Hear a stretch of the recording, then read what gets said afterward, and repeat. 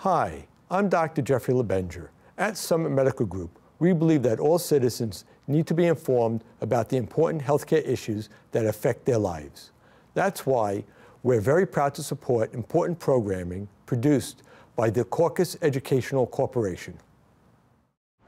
This special edition of One-on-One with Steve Adubato is brought to you from the Tisch WNET studios at Lincoln Center. Funding has been provided by Summit Medical Group, a physician-owned multi-specialty medical practice serving northern and central New Jersey in 70 locations. St. Peter's University, the Jesuit University of New Jersey. Suez, ready for the resource revolution. MD Advantage Insurance Company of New Jersey, the New Jersey Office of the Insurance Fraud Prosecutor. Insurance fraud costs New Jersey families $1,300 a year. The Russell Berry Foundation. And by the Give Something Back Foundation, providing mentors and scholarships to help Pell Grant-eligible students go to college and graduate in 4 years debt-free. This is One-on-One.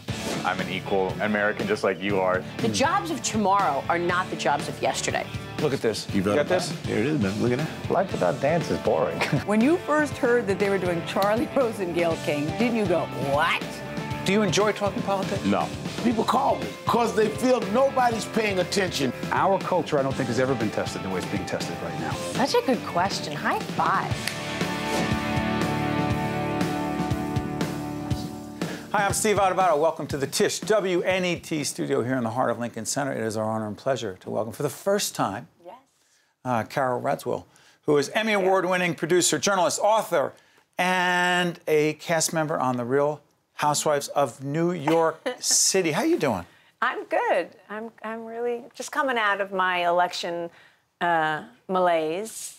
Was there an election? We're doing this at the end of 2016. I hadn't noticed. And by the way, we were just talking before we got on the air. We will talk about your fascinating career, this Housewives show. By the way, Andy Cohen was here a while back. Really? Yeah, Andy and Bethany. Yes. You're real friends with Bethany. Real friends. Yeah. Off, on, everywhere. She's a great girl. Can you just give me your reaction to the election and its significance? You know, I got to be honest, I went hard. I campaigned for Hillary in Pennsylvania. I was part of a Get Out the Vote campaign for her. You know, me, like every journalist and pretty much every expert and politician in the country, felt like she was better qualified. And I was stunned. I was stunned, and I'm just coming out of it. I think, and in the end, it wasn't really a Democrat-Republican thing for me. It was an American thing. I just felt like I almost kind of got the feeling that he was campaigning for something that he didn't really want or understand, and that kind of scared me. He's our president now.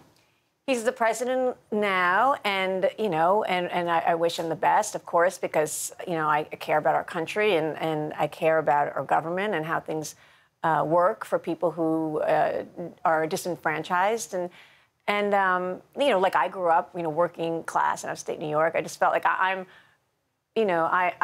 invested in this country in a way that I feel proud of, and I just felt like he wasn't the guy that I could look up to and say, you know, I'm proud to call him president, but he is, and I wish him the best, and I'm going to, and a lot of people are going to keep him on his toes. Okay. You are a serious journalist at the core, and people may not pick that up from, because you don't talk about this a lot on the Housewives, but you know, going back, your background. Yeah. So are you 19 or 20-ish when you come to New York City? And when do you hook up across? We're literally our WNET studio. Can I just tell you? Go ahead. What's across the street? Tell people. Across the street on the 10th floor is the office. The first office I had was on 157 Columbus, one block up. But then we moved into the new ABC building, which is right there. And I see my floor where my first office was. What do you remember? You worked for Peter Jennings. I worked I started in a documentary unit called Close Up back in the early 90s, late 80s. And 2020, I was an intern for 2020, and I loved it. I mean, I was, you know, I think by nature and training, I'm a curious person. I'm a journalist in my soul. Like, I think I always was. that as a little girl. I think that there was a time where I wanted to be an anthropologist, although I don't know exactly if I knew what that meant. But I was just always wanted to be where things were happening and report on things and see the world. And you traveled. And I I traveled everywhere. My first big trip with Peter Jennings was to Cambodia and Vietnam and Thailand. And to be honest, Steve, I had never been outside of my small town in upstate New York. Really? Yeah, I traveled from my small town to New York, went to college. Yes, that's me in Cambodia with the What do you remember from this? In the uniform of journalist. I was so young. I must have been 25 when I first landed there. I spent 6 weeks, most of it on the Thai-Cambodian border, doing all the logistics for Peter Jennings, this documentary we're doing on the U.S. politics and foreign policy in that whole region, but specifically Cambodia. And I loved it. I loved every second of it. I loved, I hadn't been outside of my small town ever, other than coming to New York City to go to college.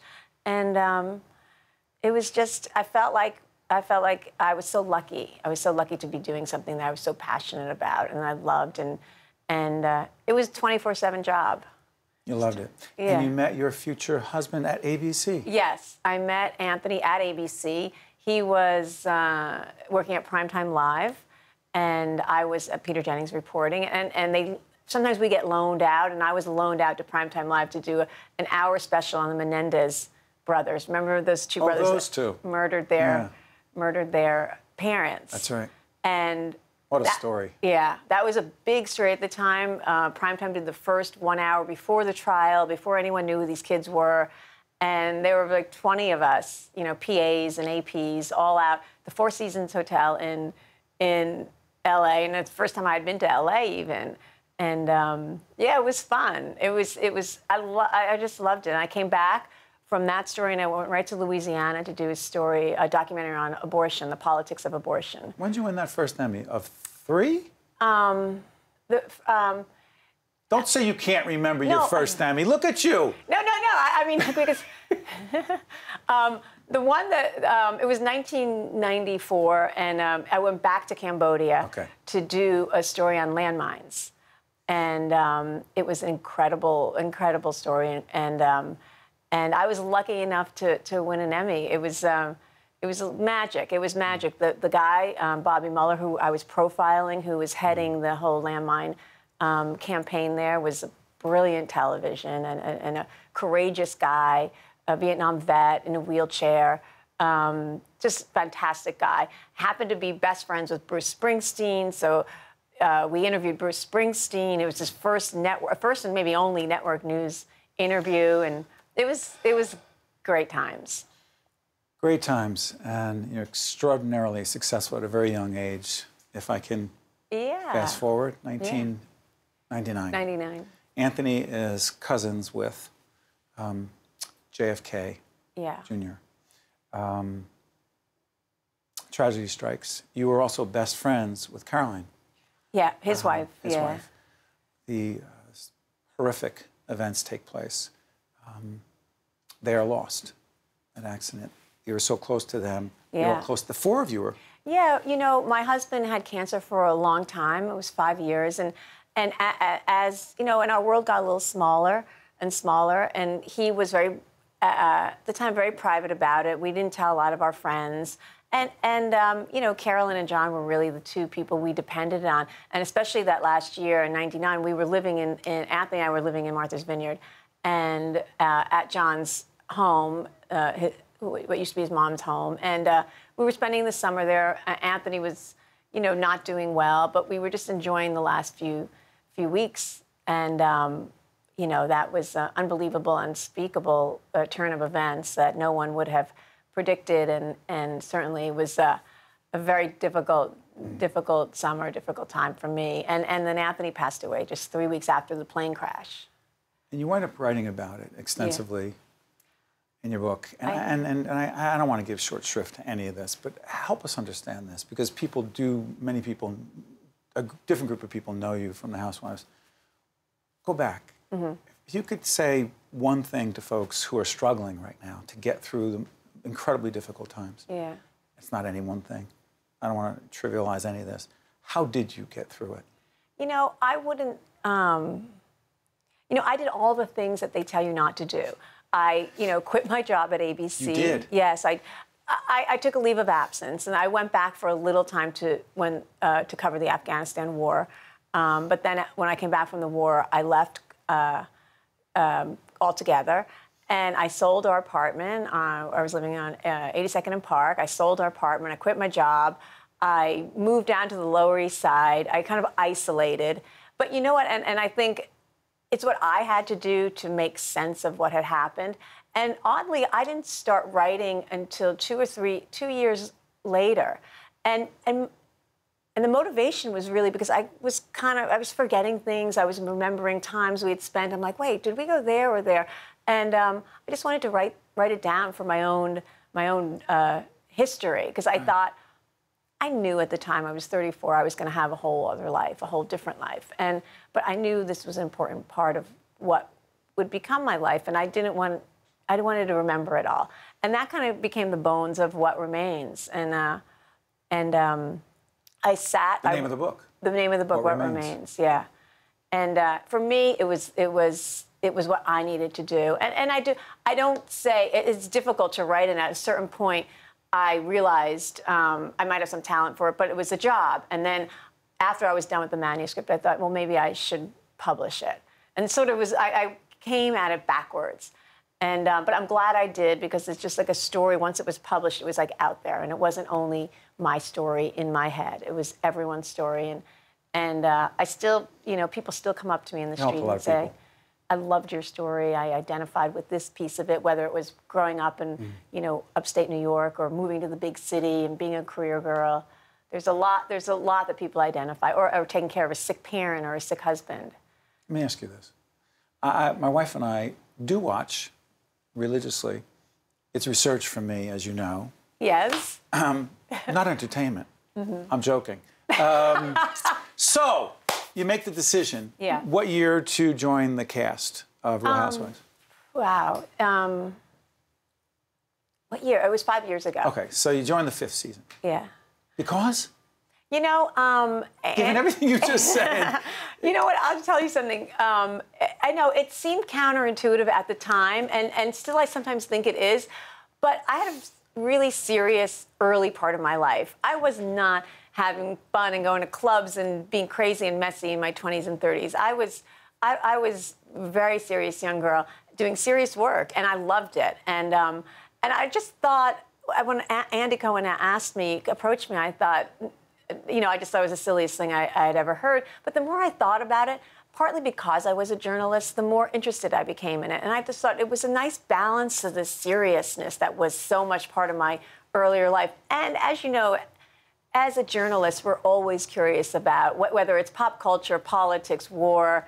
There was a certain curiosity there. And I got to be honest, I was curious about reality shows I had never watched. And here I am. So I have to ask you this. Yeah. When you join, are you saying to yourself, as Herbert Gans used to say, I'm a participant, observer, an ethnographer, if you will? But you had to be in it. Yeah. You're in these ridiculous arguments with these other talented but very different women. Are you really that removed? Or you're in? You know, I made a promise to myself that I would not do anything on television on the show that I wouldn't do in my real life. And maybe that doesn't... I really have. I really have. It might not make for the most riveting scenes, but I kept that promise to myself. And I feel like you can't, and for me, you can't be both on the show and above the show. So I know people think, oh, she's observing or writing about it. And maybe, yes, someday in the future, I will write something about my experience in reality television.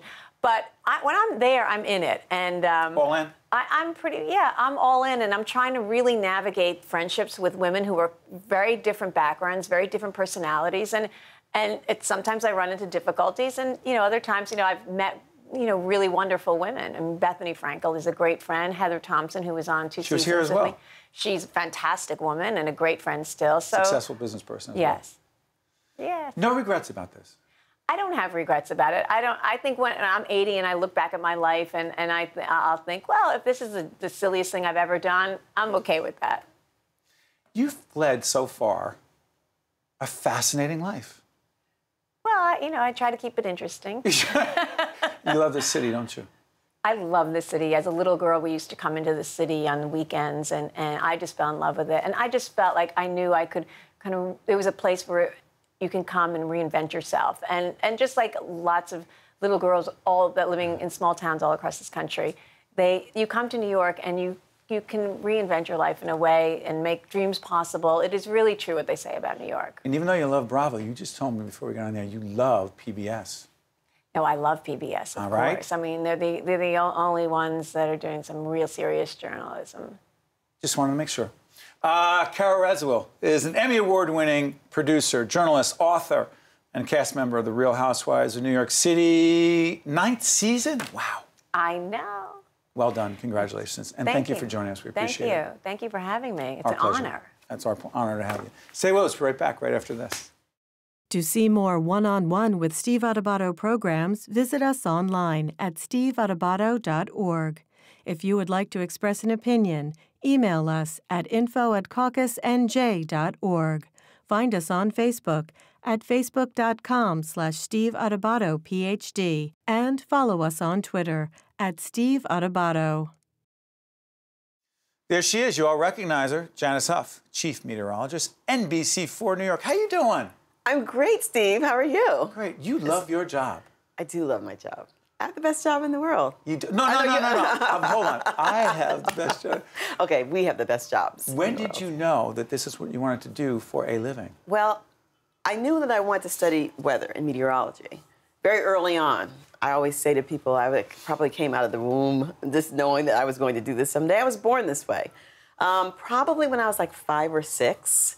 As a little child growing up in South Carolina, watching the clouds change and the storms roll up and the sky turn black. And I always sort of was, that time in the 5th grade. You knew. Even before then, I knew. And it was probably in the 5th grade that I decided that I really wanted to study meteorology. I was looking through the encyclopedia one day, World Book Encyclopedia, sitting on the shelf, had the M book, found meteorology, and that's when I knew. New York, when? New York. When did you get here? By the way, you can tell we're in New York at 66 and Broadway. You might hear some of the activity going on behind us. When did you get here to New York City? I came here in January of 1995. So this January will be 21 years that I've been here. It's amazing. I'm shocked. Describe your team. I told you before we got on the air, even though our family loves PBS, public television, always #1, but when we wake up in the morning, it is your station. We have an amazing team all across the board. Every show that we do, from the mornings to midday to the evenings. Chuck Scarborough, of course, been there for 40-something years. Chuck and I are the 2 longest running right now at WNBC. Gabe Pressman, of course, has been there a long time, but back and forth. We have longevity. We have professionalism. We are a family. I mean, I know it seems, hokey to say that, and people, do you really get along? Is everybody really nice? Well, you know what? Everybody on our team's really nice. It's real. It is real. It really is. And there's a lot of giving back going on. We're about to show a clip from an organization called Wednesday's Child. Wednesday's Child. Mm-hmm. Talk about that, because it's such an important thing to you and people need to know about it. Wednesday's Child is a weekly segment, had been a weekly segment. Now it's more of a quarterly segment that we do with foster children in New York City. And we're trying to find homes for them. This was brought to us in 1999 by the Freddie Mac Foundation. They were sponsoring the Wednesday's Child segment in Washington, D.C. at our sister station, WRC. They came here because they wanted to go across the country and do this. They didn't want to just focus on one city. They knew there was a need in every city across the country. So they got 10 sites in the beginning. We ended up with 5, and we're still doing it 17 and a half years later. We're still trying to find homes for kids. Wednesday's Child. Yeah. Let's check it out. He's just brought so much joy to us. And, he had a really rough start to his life. And to know that we've made a difference, it's just overwhelming.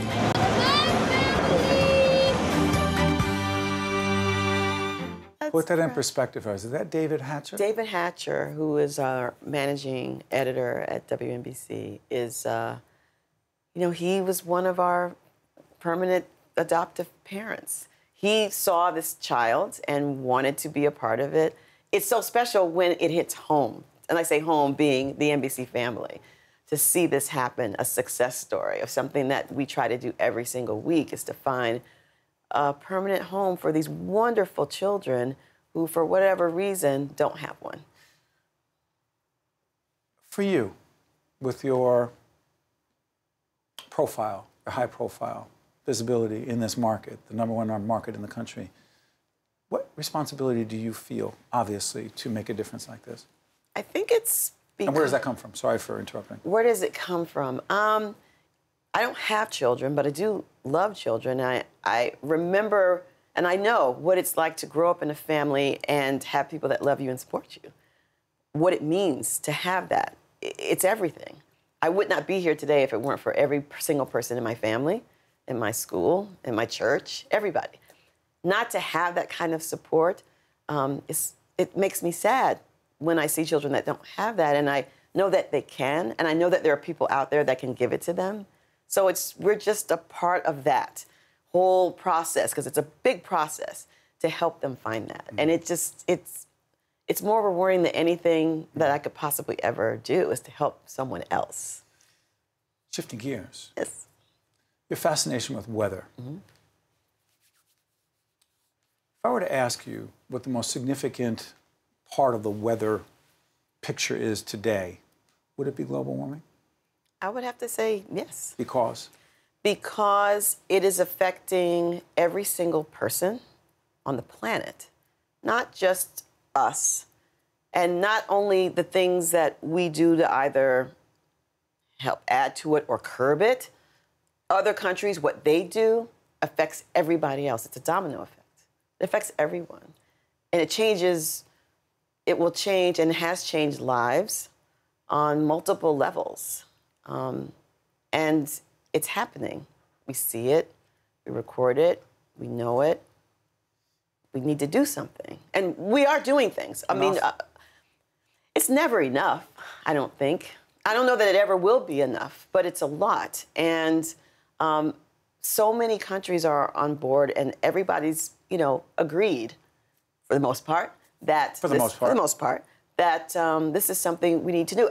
I mean, as a person, I can't imagine why you wouldn't want a cleaner world, clean water to drink, clean air to breathe, a nice climate, not extremes, and not to be in danger all the time of something happening, water rising. And why not? Why wouldn't you want to live in that world? Sandy impact you? It did not impact me directly. No. When you were covering, oh, you were talking, absolutely. How so? Even before it happened, it impacted me. When we were watching the forecasts, we call them forecast models, the computer projections of what is to come. When we were looking at that information a week before Sandy got to us, the projections from one particular model, as you probably heard, the European, you hear about that, there's several different ones, was projecting that exact turn. And we watched trends. So we watched it day by day, each day as it got closer, because we didn't want to alarm people or get alarmed ourselves, but this will probably change when it gets a little closer to us. And it never did. And that was frightening. It was absolutely frightening to know that that was about to happen, and then still not know exactly what was about to happen to you. Frightening. New York State Broadcasters Association inducted you into the Hall of Fame. It's a big deal. Huge. What does it feel like? It's the most important moment in terms of my television career. I felt beyond honored to be thought of in that way by my peers, and I realized I'm a little old. I've been around for a while, and when your experience is what you are. Well, when you get to that level, I guess, and people start to recognize you for your achievements and your accomplishments and the person that you are and what you're doing and what you've done, and it's wonderful. I want to ask you this, not just as a broadcaster, but as someone who, all of us, who try to do what we do and love what we do, but you get knocked down, rejected, you try to stay in the game. Your secret to not just staying in the game, but being at the top of your game is just doing what you got to do. I don't ever really think about it too much, other than I have a job to do, and I want to do the best job that I can every single day that I'm there. And I love what I do. And I think a lot of it has to do with things that I have no control over, really. just being in that right place at the right time and being who I am, and just thankful and that everybody's happy to have me still. Yeah, how about your incredibly positive attitude? That too. Thanks. By the way, when can people check you out? I'm on the air at 5, 6, 11, Monday through Friday on WNBC, NBC4. You work a lot, and when you're there, you make a difference, and you make everyone feel safe and comfortable, and we thank you for the work you do every day in this New York, New Jersey, Connecticut, tri-state market. And I have a feeling every morning when I wake up, I know what's going to be on in the morning. It's your station. One on One with Steve Adubato has been a production of the Caucus Educational Corporation, celebrating over 25 years of broadcast excellence. This special edition of One on One with Steve Adubato is brought to you from the Tisch WNET studios at Lincoln Center. Funding has been provided by Summit Medical Group, St. Peter's University, Suez, MD Advantage Insurance Company of New Jersey, the New Jersey Office of the Insurance Fraud Prosecutor, the Russell Berry Foundation, and by the Give Something Back Foundation. Promotional support provided by NJ.com, Small News, Big News, True Jersey, and by the New Jersey Chamber of Commerce, the statewide voice of business in New Jersey. Transportation provided by Airbrook Limousine, serving the metropolitan New York, New Jersey area. Our world relies on secure digital systems. What's vulnerable? Everything. Infrastructure, finance, national security. Everything is connected, so everything is at risk. Cybersecurity experts are needed in every industry. St. Peter's University Cybersecurity Master's Degree Program and Premier Cyber Center identifies threats and combats attacks. To secure the future, be a part of building it with St. Peter's University Cybersecurity Program.